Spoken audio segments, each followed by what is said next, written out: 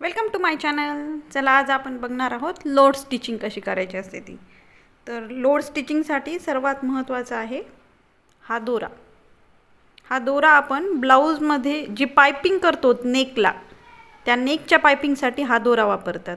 याला पायपिंगचाच दोरा असे म्हणतात.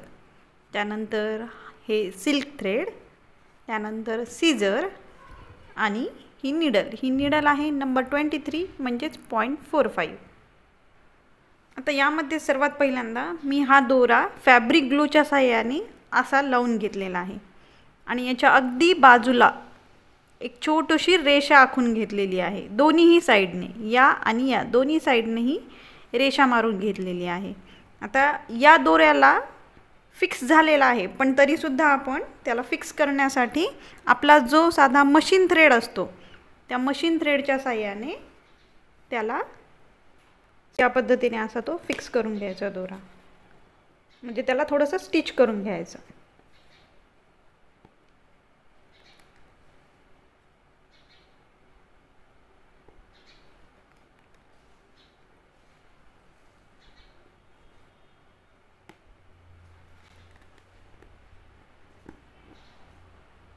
जेणेकरून जो खालचा दोरा असतो तो निघण्याचे चान्सेस थोडे कमी होतात, फिक्स होऊन जातो तो दोरा.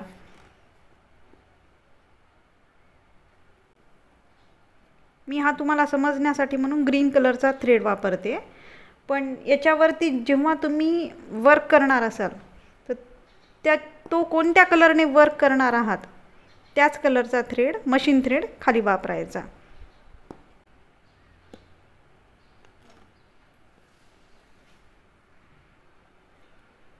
आता मी यामध्ये हा ग्रीन थ्रेड वापरलेला आहे, पण मी वर्क करताना येलो कलरच्या थ्रेडने करून दाखवणार आहे.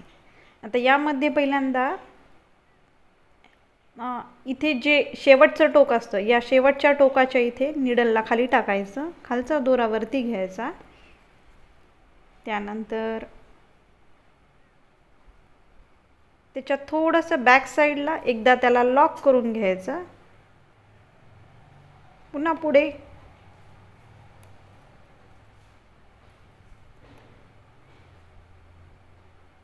पुन्हा एकदा लॉक करून घ्यायचं.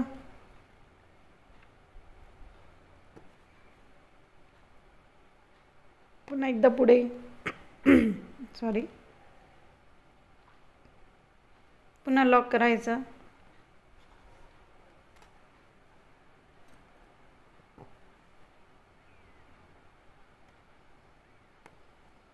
पुन्हा एकदा पुढे घ्यायचा.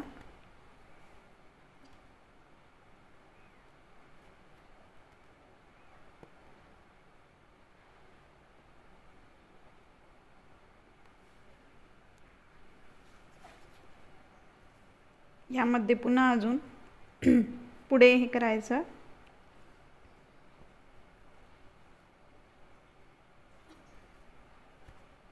त्यानंतर अगदी त्याच्या थोडंसं समोर एकदा लॉक करून घ्यायचा. त्यानंतर पुन्हा रिव्हर्स पलीकडून जायचं, पलीकडच्या साईडने, आणि इकडच्या साईडने लॉक करताना फक्त वरच्या साईडला लॉक करायचं.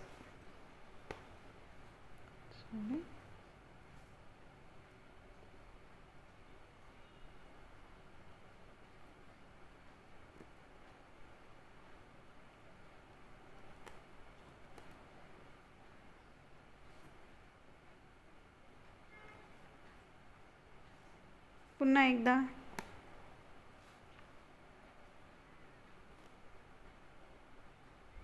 पुन्हा अगदी थोडंसं तिथे लॉक करून घ्यायचं.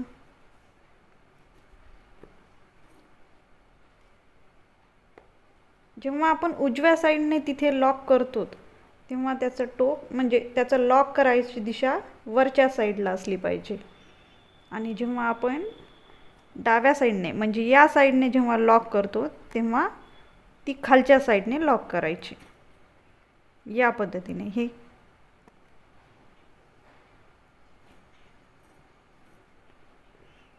या पद्धतीने करायचं.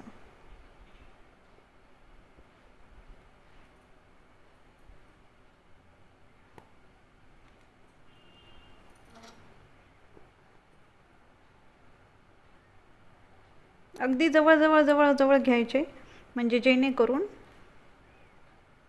परफेक्ट फिनिशिंग सहित दिसतं ते.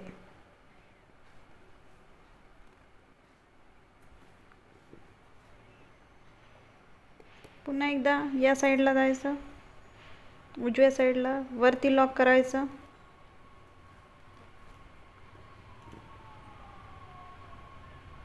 पुन्हा डाव्या साईडला खाली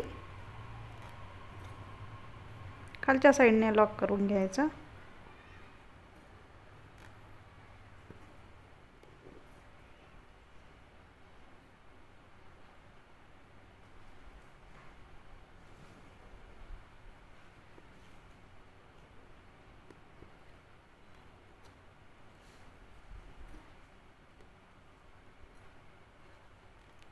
जे आपण लॉक करणार आहोत त्यांची एकसारखं यायला पाहिजे ते.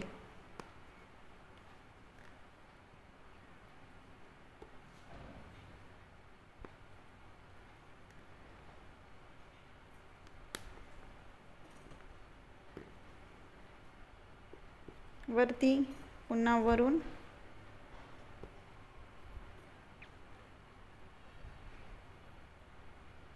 पहिल्यांदा थोडंसं अवघड जाईल, पण एकदा प्रॅक्टिस केल्याच्या नंतर फिनिशिंग सहित छान येऊन जातं हे. आणि याचं नेकला बॉर्डर खूप छान पद्धतीने दिसते.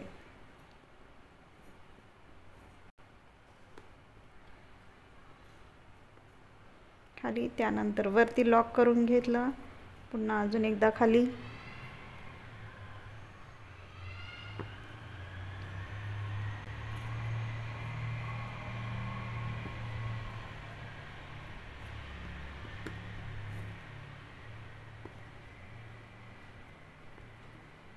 यामध्ये तुम्ही एका कलरचं करू शकतात किंवा मल्टी कलरचं करू शकतात. छान दिसतं. म्हणजे एक कलर किंवा 2 कलर यांनी केलेलं.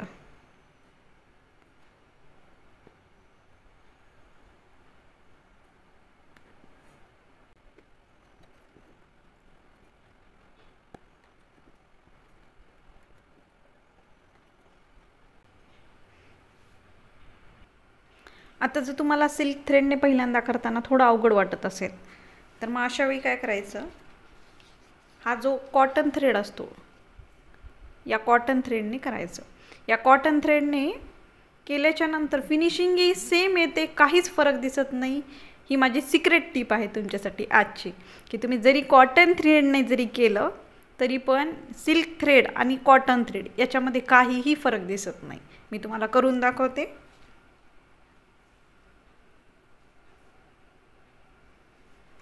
यामध्येही पहिल्यांदा निडलला खाली टाकायचं, खालचा दोरा वरती घ्यायचा,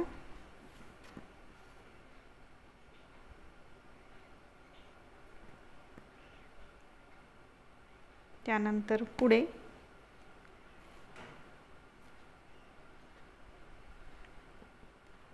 लॉक करून घ्यायचं.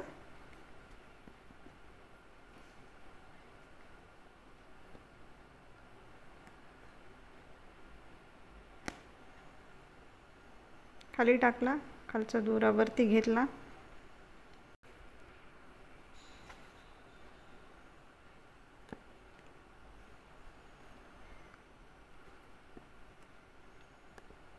खाली टाकला, त्यानंतर थ्रेडला काढलं, पुन्हा पुढे लॉक करून घेतलं,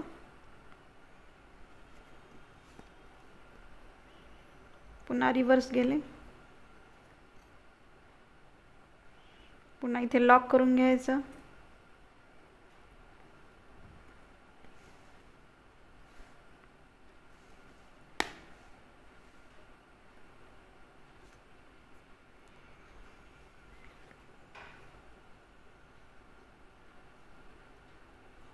त्यानंतर पुन्हा एकदा पुढे खालचा दोरा वरती काढला, पुन्हा इथे समोर लॉक करून घ्यायचं,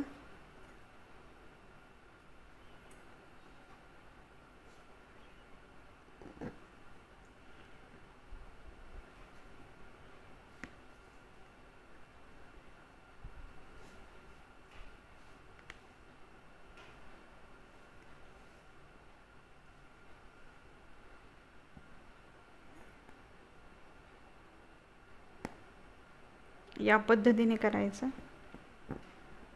पुन्हा एकदा पुढे, पुन्हा लॉक करून घ्यायचं.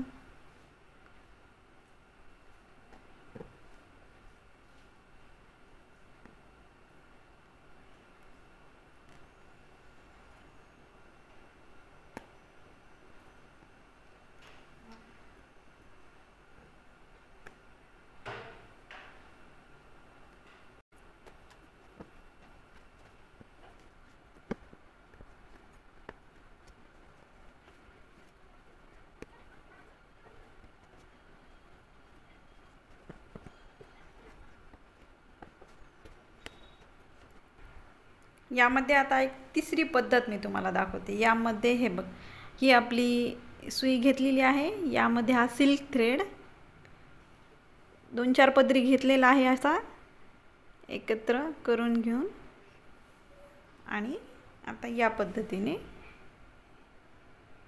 सुई खालून वरती काढायची.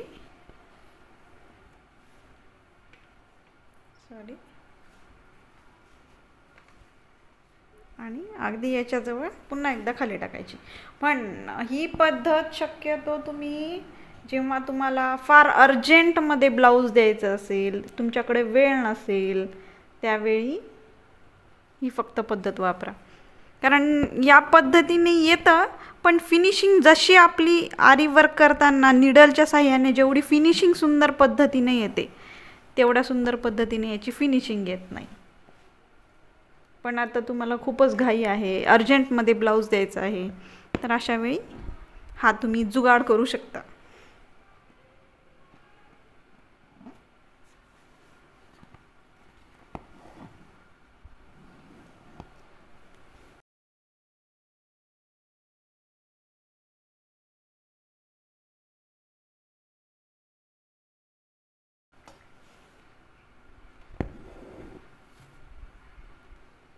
यामध्ये अजून एक शेवटी, की याला नेहमी बॉर्डर करायची.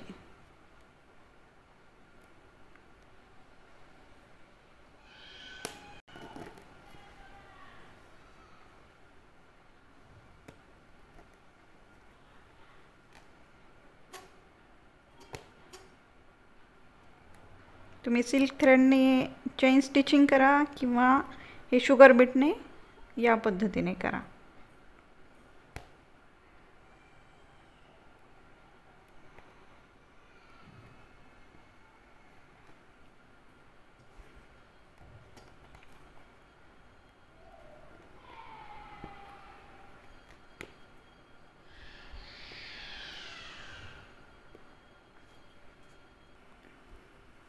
Thank you for watching.